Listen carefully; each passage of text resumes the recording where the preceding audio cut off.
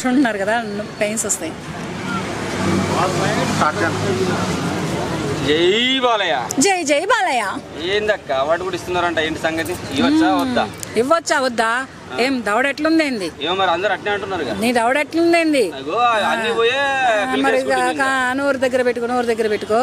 ఇవ్వచ్చా? కాదు, ఇవ్వాలి. ఇప్పటికే లేట్ అయింది. గవర్నమెంట్ ఉన్నది కాబట్టి ఇస్తున్నారు అంటున్నారు. కాదు, ఒక అంతకు ముందు వచ్చిన పద్మవిభూషణ్ వచ్చిన వాళ్ళకి అందరికి గవర్నమెంట్ ఉండి వచ్చిందా? ప్రతి గవర్నమెంట్ ఉన్నప్పుడు వాళ్ళకి సపోర్ట్ ఉంటుంది కాబట్టి ఇస్తున్నారు అంటున్నారు. అలా కాదు, మరి ఇప్పుడు చిరంజీవి గారికి వచ్చింది, అప్పుడు చిరంజీవి గారికి మరి పద్మభూషణ్ వచ్చింది, పద్మవిభూషణ్ వచ్చింది, ఇంకా అంతకు ముందుల వాళ్ళకి వచ్చింది, అప్పుడు మరి వెంకయ్య నాయుడు గారికి ఇంకా ఎవరెవరికో వచ్చినాయి అవన్నీ అవార్డులు. మరి అప్పుడు అన్ని వాళ్ళ గవర్నమెంట్లు ఉంటే వచ్చినాయి. అసలు చిరంజీవి గారికి వచ్చింది అంటే ఆయన గవర్నమెంట్ సపోర్ట్ తోటి వచ్చారా? లేదు, అలా రాలేదు. ఆయన కష్టపడి వచ్చారు. ఆ కష్టానికి తగిన ఫలితంగా ఆయనకి పద్మభూషణ్ పద్మవిభూషణ్ అనే అవార్డులు వచ్చాయి.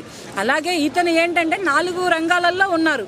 ఒకటి సినిమా రంగం, ఇంకోటి వైద్య రంగం, ఇంకోటి ఆయన పదవి రంగం, ఇలా ఇన్ని రంగాలలో ఉన్నారు. ఇంకోటి ఏంటంటే ప్రజలకు సేవా రంగం.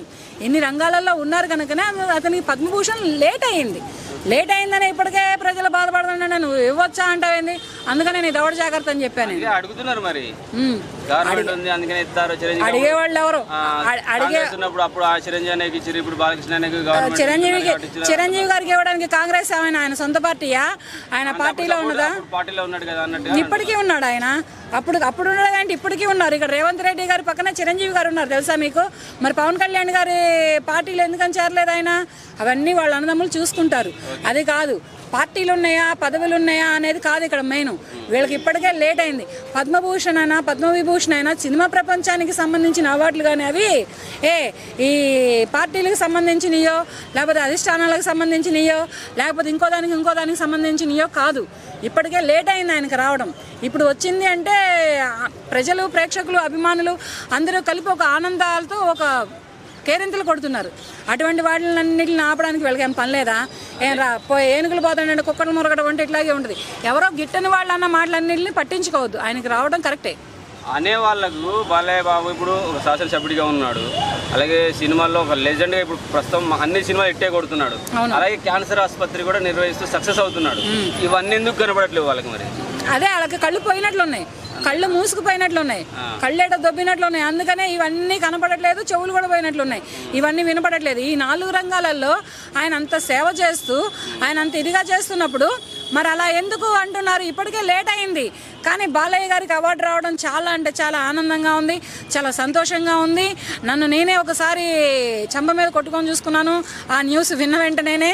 ఇది నిజమేనా కళ అని నేనే కొట్టుకుంటే నా దెబ్బ తగిలినా ఇది నిజమే. అదేదో బాలయ్య బాబు దగ్గరికి వస్తే మంచి గట్టిగా చెంప మీద చెల్లు అనిపిస్తాడుగా. ఆయన దాకా మనం వెళ్ళాలిగా. ఎక్కడికి వెళ్ళిపోతా ఇంకా నేను వెళ్ళిపోతాను, కానీ ఆయన దాకా మనల్ని తీసుకెళ్ళాలిగా. 2 స్టేట్ల పాపులర్ అయిపోతుంది. ఆయన రావాలిగా. అది బాగుంది నువ్వు చెప్పింది. అది నేను కొట్టుకుంటేనే ఇప్పుడు నాకు దెబ్బ తగిలింది. ఇంకా ఆయన కొట్టారనుకో నిజంగానే మీరు అన్నట్టు ఎక్కడికో వెళ్తాను. కరెక్టే, దానికి కూడా నేను వెయిటింగ్ లో ఉన్నాను. కానీ అప్పుడు తెలిసింది నిజమే, ఇది బాలకృష్ణ గారికి అవార్డు రావడం కరెక్ట్, కానీ లేట్ అయిపోయింది అని చెప్పి ఇక తెల్లారి లెగిశాను. నేను కూడా తెల్లారగట 4 గంటల కాడి నుంచే మా వీధి మొత్తం కోలాహలంగా అట్రాస హంగామాగా గోలలు, తప్పట్లు, తాళాలు, మేళాలు, పూజలు, పునస్కారాలు మొదలుపెట్టేశారు. ఇదంతా జరగడానికి ఆడపడుచులు కారణం. అతని అభిమానులైనటువంటి ఆడపడుచులే ఇంత హంగామా చేశారు. ఏంటమ్మా తెల్లారగట గోల అంటే అంటున్నారు. అమ్మో వీళ్ళు కొట్టేటట్టున్నారా బాబు, అమ్మ ఇది రిపబ్లిక్ డే అమ్మా, సైలెంట్గా చేసుకోవాలి, ఇంత వైలెన్స్ చేస్తున్నారు అంటే ఏంటి అంటే కాదు, ఇది రిపబ్లిక్ డే వైలెన్స్ కాదు. బాలకృష్ణ గారికి పద్మభూషణ్ అవార్డు వచ్చింది తెలుసా మీకు? తెలిసే మీరు మాట్లాడుతున్నారా అని ఒక అమ్మాయి పైకి వచ్చేసి తీసుకెళ్ళి కింద కుమ్మేసింది నన్ను. అలా ఆనందాలలో అలా వీటిలలో కుమ్మేసింది. ఇక వాళ్ళ ఇంటి ముందర ఉన్నటువంటి రంగవల్లుల్లో అయితే బాలకృష్ణ గారి ఫోటో పెట్టారు, ఆయన ఒక కలర్ఫుల్ అట్రాక్షన్లో దింపారు. అటువంటి అభిమానులు, మహిళా అభిమానులు పెట్టుకున్నటువంటి బాలకృష్ణ గారికి అవార్డు రావడం లేట్ అయింది. కానీ అవార్డు రావడం కరెక్టే.